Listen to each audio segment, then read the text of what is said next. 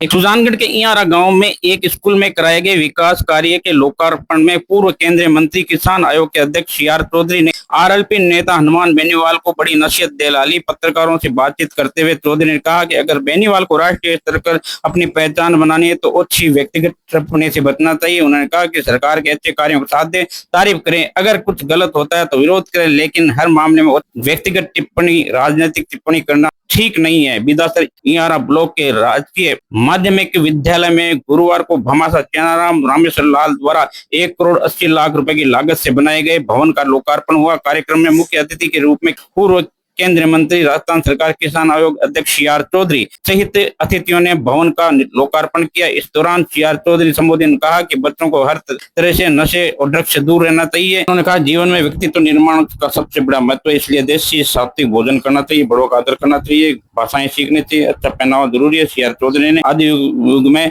AI जैसे बदलाव से किसानों और फूड प्रोसेसिंग व्यवसाय में करना चाहिए। उन्होंने बताया। विद्यालय के प्राचार्य ओमनाथ सिंह ने भामाशाहों का आभार जताते हुए सभी का आभार व्यक्त किया। देखिए, आज का जो कार्यक्रम था वो वास्तव में भामाशाहों ने दिल खोल करके और राजकीय उच्च माध्यमिक विद्यालय के अंदर जो 6 बड़े बड़े कक्ष और बरामदा और इशारा करीब 1 करोड़ 80 लाख का खर्च किया है और उसके आज भवन का लोकार्पण था, उसमें हम सब सम्मिलित हुए हैं। और इसके लिए सबसे पहले तो ये कहूँगा कि भामाशाहों को आपकी तरफ से, मेरी तरफ से धन्यवाद। और बाकी जो भी इस प्रकार से राज्य की संस्थाएं हैं, यदि इनमें मदद करते हैं तो अच्छा है, क्योंकि हमारे ही बच्चे पढ़ते हैं और इन बच्चों को अध्ययन के लिए जैसे गवर्नमेंट करती है, लेकिन कई बार पुराने भवन हो जाते हैं, उनके लिए टाइम लगता है। इस दौरान यदि भामाशाह लोग आते हैं, आज जैसा पहले 3 प्रचार में बताया था, तो सारे राजस्थान में स्कूलों के अंदर, कॉलेजेस में जो भवन बने, उसके लिए भामाशाहों ने पूरे राजस्थान दान को, लेकिन एक छोटी सी जगह इस प्रकार से लगभग 2 करोड़ रुपए का दान देकर बनाया, उसके लिए इनको बधाई। दूसरा, हमें शिक्षा के ऊपर हमारी सरकार नई एजुकेशन पॉलिसी लेके आई है, भारत सरकार, और उसके तहत हमारी जो संस्थाएं हैं, हमारी जो स्कूल्स के बच्चे हैं, वो वर्ल्ड के अंदर अच्छे बच्चों में हैं। इस पे भारत सरकार का पूरा जोर है। राजस्थान भजनलाल जी की सरकार की शिक्षा पे जोर दे रही है, रोजगार पे जोर देती है, किसानों के लिए काम कर रही है, महिला सशक्तिकरण का काम कर रही है। तो सभी क्षेत्रों के अंदर, स्पेशली क्योंकि आज स्कूल का प्रोग्राम है, तो मैं आपके माध्यम से कहना चाहूँगा कि राजस्थान सरकार ने अभी तक 1.25 लाख से ज़्यादा लोगों को सरकारी नौकरियाँ, 3 लाख से ज़्यादा लोगों को प्राइवेट सेक्टर के अंदर लगाया और आने वाले टाइम में पूरे 5 साल के अंदर 4 लाख लोगों को सरकारी रोजगार देने जा रही है। इसलिए मैं भजनलाल जी को भी आदेश है, ऐसे 4 करोड़ लोगों को रोजगार भारत सरकार इस 5 साल में देगी। तो प्रधानमंत्री जी को और भारत राजस्थान के मुख्यमंत्री को दोनों को आदेश से धन्यवाद भी दूंगा।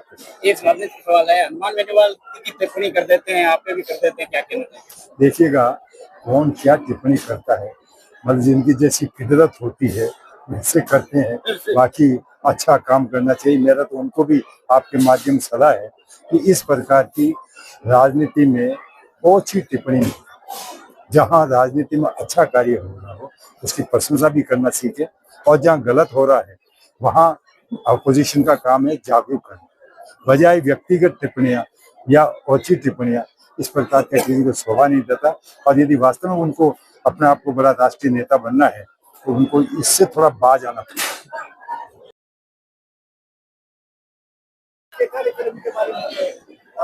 आज भामाशाह श्री चेनाराम जी लोम रोड है, जिन्होंने इस विद्यालय में 4 बड़े हॉल, बरामदा और सीढ़ियां बनाई है। भामाशाह श्री रामेश्वर लाल जी लोम रोड है, जिन्होंने इस विद्यालय में 2 बड़े हॉल और सीढ़ियां बनाई है।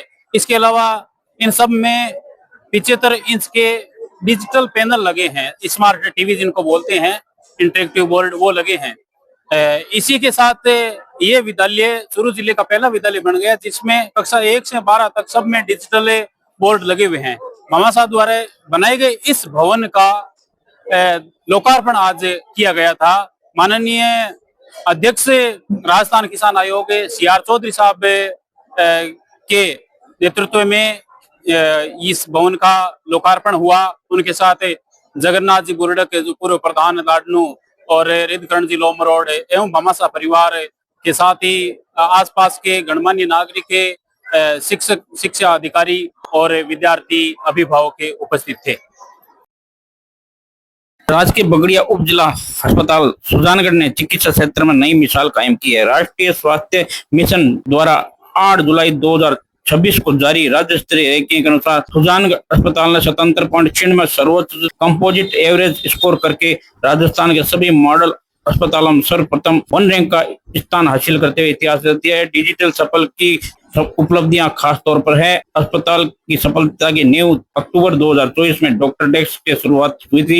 अस्पताल ने निम्नलिखित महत्वपूर्ण डिजिटल पड़ाव पार किए। डिजिटल का विस्तार पूर्ण जुलाई 2025 में एबीडीएम टीम का गठन किया गया, जिसमें ओपीडी काउंटर आभा टोकन प्रणाली शुरू की गई। तकनीक एकीकरण अस्पताल में scan and share Abha ID generate की गई और फार्मेसी मॉडल सक्रिय है। आर्टिफिशियल इंटेलिजेंस एआई 2026 अप्रैल से चिकित्सा कार्य में एआई का उपयोग कर गति मिली। अस्पताल में आभा मॉडल लैब के तहत पूर्ण लैब इमिग्रेशन प्रक्रिया है, जो कि लैब रिपोर्ट व्हाट्सएप पर प्राप्त हो सकेगी। नमस्कार। सुजानगढ़ बगड़िया हॉस्पिटल के अंदर डॉक्टर डेस्क की जो व्यवस्थाएं हैं वो सुचारू रूप से चल रही हैं। आप सबको ये बताने में बहुत ही खुशी हो रही है कि सुजानगढ़ बगड़िया हॉस्पिटल पूरे राजस्थान के अंदर पहला स्थान प्राप्त किया है। जो एबीडीएम के तहत जो मेडिकल की सेवाएं चल रही है पूरे राजस्थान के अंदर, उसके अंदर सुजानगढ़ बगड़िया हॉस्पिटल पहले नंबर पे है। इसके तहत पेशेंट के लिए जितनी भी व्यवस्थाएं हैं कंप्लीट सारी ऑनलाइन कर दी गई है। डॉक्टर डेस्क करके एक मॉड्यूल है जो सुजानगढ़ बगड़िया हॉस्पिटल के अंदर 100% लाइव है। सभी डॉक्टर्स कंप्लीटली ऑनलाइन प्रिस्क्रिप्शन देते हैं, कंप्यूटर बेस्ड ई प्रिस्क्रिप्शन देते हैं, जिसके अंदर कंप्लीट जांचें, दवाई, डायग्नोसिस, उनका ट्रीटमेंट, कंप्लीट सारी चीजें ऑनलाइन रहती है। पेशेंट का रिकॉर्ड जो है दवाइयों का, उसका ओल्ड जो हिस्ट्री है, वो सारी चीजें पेशेंट के EHR ऐप पे रहती है। तो सारी चीजें कंप्लीट एक सिक्योरिटी के अंडर होती है। सभी का बहुत बहुत धन्यवाद। साथ में जो साथी मेरे हैं उनके लिए मैं बहुत बहुत धन्यवाद ज्ञापित करना चाहता हूं, और खास तौर से भामाशाह और भामाशाहों को मोटिवेट करने वाले जैसे हमारे राजेश जी सुंदरिया है, सुभाष जी पारिक है और सुप्रीम फाउंडेशन है। तो इन्होंने हमको कंप्यूटर, प्रिंटर सब प्रोवाइड करवाए, नहीं तो ये पॉसिबल ही नहीं हो सकता कि गवर्नमेंट से हम इतना जल्दी करवा सकते थे। इसके साथ ही जो आदमी है कंप्यूटर ऑपरेटर्स है वो भी हमें दानदाताओं से मिल रहे हैं। तो मैं सभी का, साथियों का और सुजानगढ़ वासियों का और दानदाताओं का, और दानदाताओं को जो मोटिवेट करने वाले हैं उनका खास तौर से बहुत बहुत धन्यवाद देना चाहता हूँ। नमस्कार। सुजानगढ़ बगड़िया हॉस्पिटल जो है राजकीय उपजिला चिकित्सालय सुजानगढ़ के नाम से प्रसिद्ध है। यह चिकित्सालय के जो गवर्नमेंट एबीडीएम के जो मानक थे, 10 मानकों में सारे पॉइंटों को पार करते हुए 78% इसने अंक हासिल किए हैं। उसके अनुसार यह राजस्थान में प्रथम नंबर पे आया है।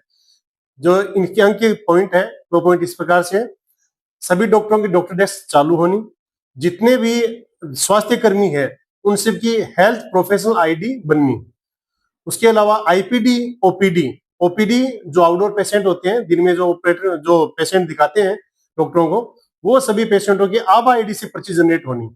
उसके बाद फार्मेसी यानी उनको दवाई मिलती है वो भी आभा आईडी से दवाई उनकी एंट्री होनी। आईपीडी जो भी पेशेंट भर्ती होते हैं, एडमिट होते हैं, डिस्चार्ज होते हैं, उनकी आईपीडी भी आभा आईडी से जनरेट होनी। उनके साथ साथ आभा आईडी का परसेंटेज दवाइयों के साथ और पर्चियों के साथ सबकी परसेंटेज जो मानक है, इन सभी मानकों पर ये राजस्थान का हॉस्पिटल है, ये सुजानगढ़ बगड़िया हॉस्पिटल है, राजस्थान में खरा उतरा है। और आभा आईडी के बारे में बताते हैं आपको। आभा आईडी एक ऐसा हेल्थ अकाउंट है, आयुष्मान भारत हेल्थ अकाउंट, जो हर व्यक्ति का पर्सनल अकाउंट है। जैसे बैंक अकाउंट होता है, आधार अकाउंट होता है, वैसे हेल्थ अकाउंट है। इसमें आप हेल्थ लॉकर के रूप में भी इसे बना सकते हैं। और सबसे बड़ा योगदान रहा हमारे पुरुषोत्तम जी करवा जी, जो हमारे पीएमओ सर है। इन्होंने अपने मार्गदर्शन में ये काम करवाया है, इनके बिना ये काम संभव नहीं था। बाकी पूरी टीम और भामाशाहों का पूरा सहयोग रहा, जिन्होंने कंप्यूटर डोनेट करवाए, उसकी वजह से रजिस्ट्रेशन सिस्टम हो सका हमारा।